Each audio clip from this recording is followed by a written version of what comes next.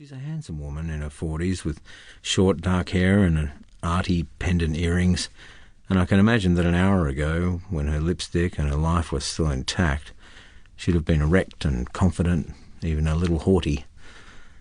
It's their job, June. You seem to have made some kind of assumption.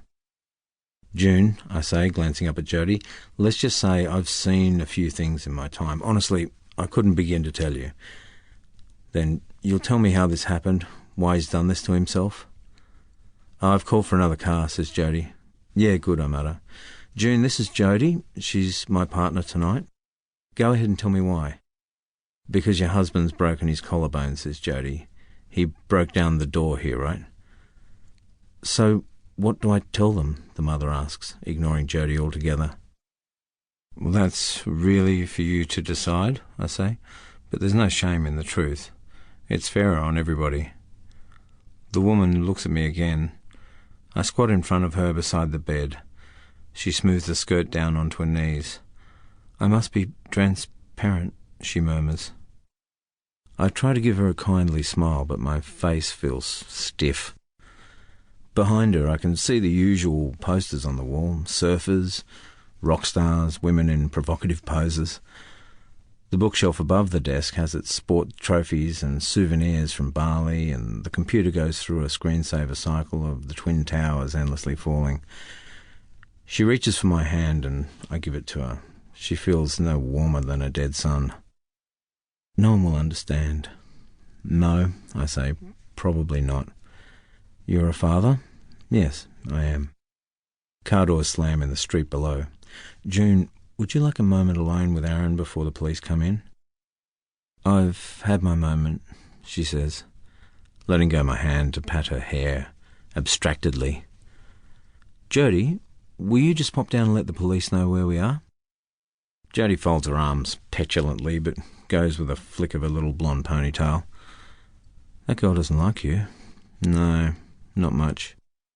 So what do I do? I can't advise you, June. I've got other children to consider. Yes, and a husband. He will have to go to the hospital, I'm afraid. Lucky him. I get to my feet and collect my kit. She stands and brushes her skirt down and gazes back at the boy on the bed. Is there anyone else you'd like me to call? Jody and two cops appear at the door. Call? Says June. You can call my son back. As you can see, he's not listening to his mother. When we're almost back at the depot for knockoff, Jody breaks the silence. So when were you planning to let me know what all that was about? Or what? With that poor woman. For a moment there I thought you were flirting with her. Well, you can add that to your list of complaints. Look, I'm sorry. Arrogant, aloof, sexist, bad communicator, gung-ho. Obviously, I missed a few things coming in late, but for the record, Jody, I'm not a Vietnam vet. Believe it or not, I'm not old enough. I feel awful, all right? So get a roster change, be my guest, but don't do your bitching at handover in the middle of the bloody shed with your back to the door. It's unfriendly and it's unprofessional. Look, I said I was sorry.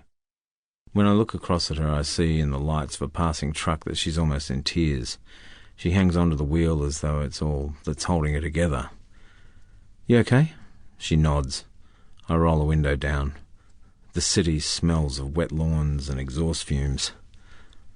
I didn't think it would hit me that hard. What? That was my first suicide, she murmurs. Yeah, it's tough, but it wasn't suicide. Jesus, Bruce, they had to bust in the door and cut him down. The kid hanged himself. Accidentally. And how the hell do you know? I'm a know-all, remember?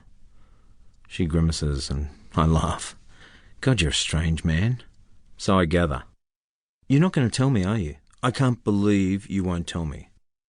I sit there a minute and think of those poor bastards sanitising the scene before we showed up. The mother sitting there trying to choose one shame over another. The other kids downstairs cold, with shock. The father out on the grass, like a statue. Maybe another time, I say. Well, she says, I rest my case. We ride back to the shed in silence.